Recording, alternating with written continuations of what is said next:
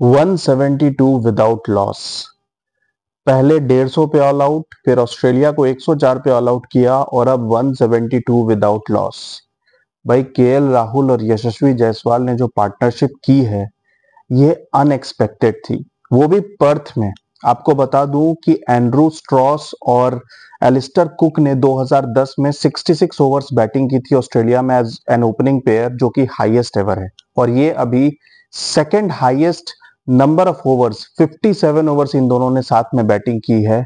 और ऐसा लग रहा है कि अगर कल का पहला आधा घंटा ये निकाल लें तो ये कल का भी पहला पूरा सेशन खेल सकते हैं, क्योंकि रेयरली इन दोनों में कोई ऐसा लग रहा था कि कहीं पे भी प्ले एंड मिसेस हो रहे हैं या इनकी विकेट जाने वाली है।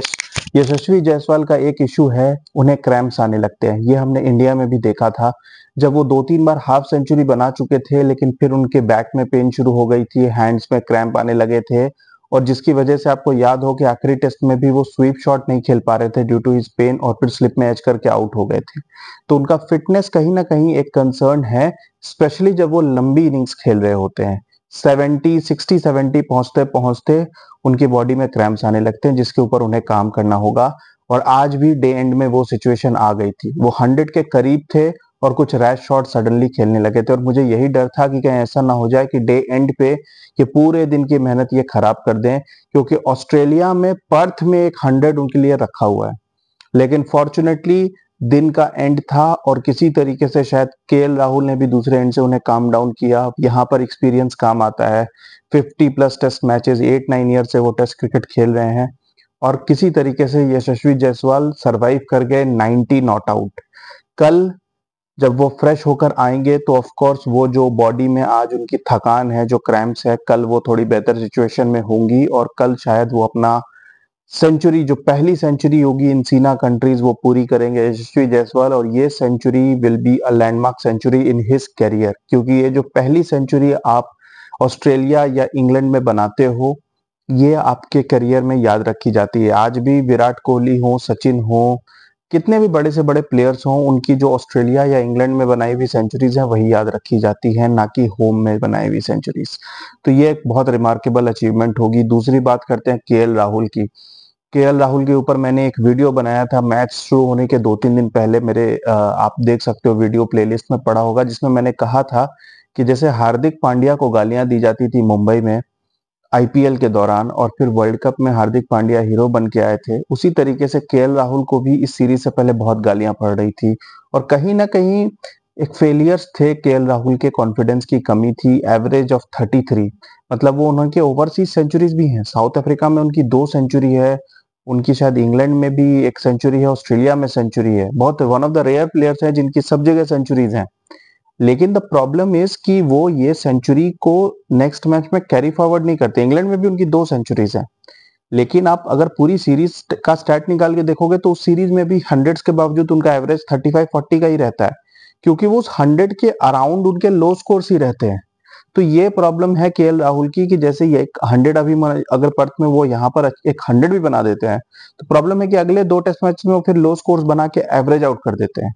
तो ये गोल्डन अपॉर्चुनिटी है, पहला टेस्ट है। केएल राहुल ने पहली इनिंग्स में भी ठीक बैटिंग की थी, उनका डिसमिसल भी कंट्रोवर्शियल था, और पहली इनिंग्स में जिस तरीके के स्कोर थे वहां 26 was a major contribution. In fact Australia के लिए स्टार्क ने 26 बनाया तो वो उनका हाईएस्ट स्कोर था। और अब 62 पे पहुंच चुके हैं केएल राहुल, आराम से खेल रहे हैं, कोई जल्दबाजी है भी नहीं। इस टेस्ट मैच में अभी 3 पूरे दिन पड़े हैं। कल का पूरा दिन इंडिया के लिए खेलना बहुत जरूरी है। पूरे 10 विकेट पड़े हैं, आराम से कल का पूरा दिन बैटिंग करें, क्योंकि कल टेस्ट मैच का बेस्ट डे टू बैट होगा।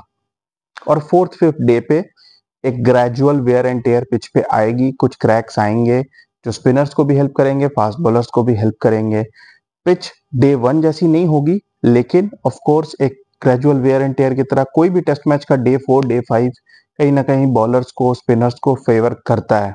तो इंडिया का काम है कल पूरा दिन बैटिंग करना, और वैसे में केएल राहुल का टिकना बहुत जरूरी है।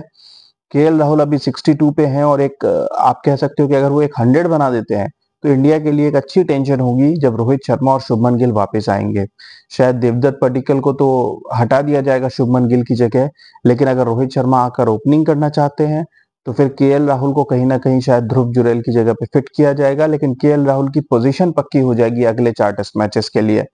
अदरवाइज फिर वो सिचुएशन आ जाएगी कि शायद सरफराज को वापस ले लिया जाए या ध्रुव जुरैल के साथ कंटिन्यू किया जाए। मगर एनीवेज अगर मैं मैच की ओवरऑल बात करूं तो 218 रनों की लीड है with all 10 wickets in hand. Now this is a situation, ये ऐसी सिचुएशन है जिसके लिए टीम्स मरती हैं कि ऐसी सिचुएशन हो जाए यार।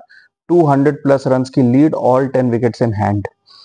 अब यहां से चीजें खराब भी हो सकती हैं, मगर तभी भी India has to get a lead of 350। मतलब कल अगर बहुत पुअर सेशन भी हो तो भी इंडिया को 100-150 रन तो ऐड कर ही सकती है इंडिया। लेकिन यहां से ideally India would look to bat at least 2 sessions, get this lead over 400-450।